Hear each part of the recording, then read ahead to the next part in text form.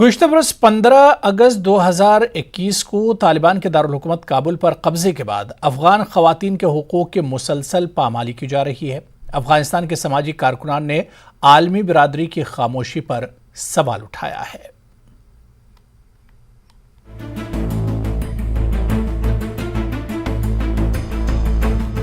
افغانستان کے سماجی کارکنان نے امید ظاہر کی ہے کہ اگلے ہفتے اقوام متحدہ کی جنرل اسمبلی میں عالمی رہنماؤں کی میٹنگ میں جلا وطنی کی زندگی گزارنے والی افغان خواتین سے ملنے اور سننے کے لیے وقت نکالا جائے گا اور یہ سمجھنے کی کوشش کی جائے گی کہ افغانستان میں صنفی امتیاز ہو رہا ہے۔ افغانستان کے سابق رکن پارلیمنٹ ناہید فرید نے پیر کو کہا ہے کہ جس طرح نسلی امتیاز کا معاملہ جنوبی افریقہ میں تبدیلی کا محرک بنا ہے، اسی طرح یہ افغانستان میں بھی تبدیلی کا سبب بن سکتا ہے۔ انہوں نے طالبان کو انسانی حقوق کے خلاف کارروائیوں کی وجہ سے صنفی تعصب کے حامل حکومت قرار دینے کا مطالبہ کیا۔ What is happening in Afghanistan, ladies and gentlemen, is a gender apartheid, clearly a gender apartheid. I'm not the first to say that, but the inaction of the international community and decision makers at large makes it important for all of us to repeat this every time we can. It is gender apartheid in Afghanistan. ایک دوسری Afghan activist نے کہا کہ اس وقت افغانستان میں خواتین اور لڑکیاں بنیادی حقوق تعلیم، ملازمت، سماجی اور سیاسی حقوق سے محروم ہیں۔ انہوں نے کہا کہ یہاں نا انصافی عروج پر ہے لیکن دنیا خاموش تماشائی بنی ہوئی ہے۔ Currently, women and girls in Afghanistan are deprived of their fundamental rights to education, employment, social and political rights. A true form of injustice is taking place right in front of our eyes. And we are all watching silently and partaking in this sin by staying complacent and accepting it as a new normal. The crimes and injustice that are taking place inside of Afghanistan are unforgivable.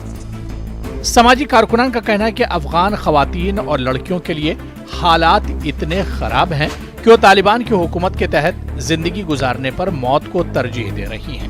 واضح ہے کہ جب طالبان نے پہلی بار 1996 سے 2001 تک افغانستان پر حکومت کی تو خواتین اور لڑکیوں پر سخت پابندیاں آئی تھیں۔ کوئی تعلیم نہیں تھی۔ اس وقت طالبان نے خواتین کے لیے برقع پہننا لازم قرار کر دیا تھا۔ گزشتہ برس 15 اگست 2021 کو طالبان کے دارالحکومت کابل پر قبضے کے بعد انہوں نے اسلامی حکمرانی کا وعدہ کیا تھا کہ خواتین کو گھر سے باہر تعلیم اور کام جاری رکھنے کی اجازت دی جائے گی، لیکن طالبان نے اب تک اپنے وعدے پر عمل نہیں کیا۔ وہیں 57 مسلم ممالک اور دیگر ممالک پر مشتمل اسلامی تعاون تنظیم سے بھی مطالبہ کیا جا رہا ہے کہ وہ افغان خواتین کے حقوق کے مسائل پر طالبان کے ساتھ براہ راست مذاکرات کے لیے پلیٹ فارم تشکیل دیں۔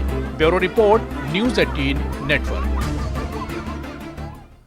اقوام متحدہ کے خصوصی نمائندے نے ایک رپورٹ میں ایران پر عائد یک طرفہ پابندیاں ہٹانے کا مطالبہ کیا ہے۔ رپورٹ میں ایران پر دہائیوں کی پابندیوں کے اثرات کی تفصیل دی گئی ہے۔ یو این کی شائع ہونے والی رپورٹ میں دعویٰ کیا گیا ہے کہ ملک میں زندگی کے تقریباً ہر پہلو کو متاثر کیا ہے اور انہیں ہٹانے کا مطالبہ کیا ہے۔ رپورٹ میں کہا گیا ہے کہ ایران کو ادویات اور طبی آلات کی ترسیل، تجارت، شپنگ، انشورنس اور غیر ملکی کاروبار اور سپلائز کی جانب سے پابندیوں کے اثرات سے ایران کی معیشت شدید کمزور ہوئی ہے۔ ایران پر 1989 سے پابندیاں عائد ہیں جب ملک میں اسلامی انقلاب آیا تھا۔ سب سے زیادہ پابندی امریکہ کی طرف سے عائد کی گئی ہے، لیکن یورپی یونین، آسٹریلیا اور کینیڈا سمیت دیگر ممالک نے بھی ایران کو بلیک لسٹ کیا ہے، جس کا تذکرہ رپورٹ میں کیا گیا ہے۔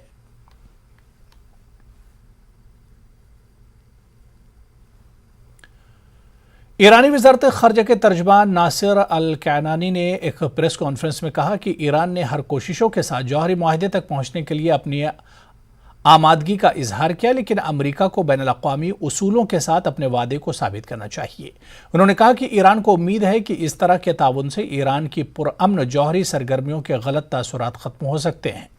کنعانی نے اس بات پر زور دیا کہ تعاون میں ایران کے فرائض اور حقوق دونوں ہیں۔ انہوں نے زور دیا کہ امریکی حکومت کو معاہدے تک پہنچنے کے لیے تعمیری رویہ اختیار کرنا چاہیے۔ چلیے یہاں پر رکیں گے فی الحال چھوٹے سے بریک کے لیے.